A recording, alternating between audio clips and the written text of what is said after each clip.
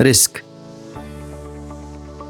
هغه حالت ته وایي چې د یوې اقتصادي یا سوداګریزې پریکړې پایله یقیني نه وي او امکان ولري چې ګټه وسي یا په تاوان واوړي.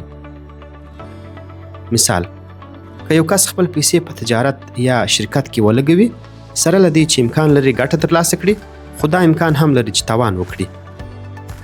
په اقتصاد کې دغه د تاوان او ګټې ناڅرګندوالي ریسک بلل کېږي.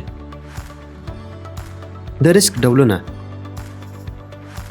مالي ریسک هغه دی چې د پیسو د تاوان خطر موجود وي. بازاري ریسک دا بیا هغه ریسک دی چې د بیو د کښته کېدو خطر موجود وي. اعتباري ریسک دا بیا هغه ریسک دی چې یو چاته توکي په پور ورکوي خو د پور نه ادا کولو خطر موجود وي. لنډه پایله: ریسک د کاروبار او سرمایه‌ګذاري خورا حساس او نه جلا کېدونکې برخه ده. تجربو ثابته کړې هغه کسان چې د سرمایه‌ګذاري او کاروبار لپاره اول لازمه څېړنه کوي او وروسته ډېر ریسک اخلي، هغوی د ډېرې ګټې فرصتونه لري. سندوس نساجي فابریکه د خودکفا افغانستان څرک.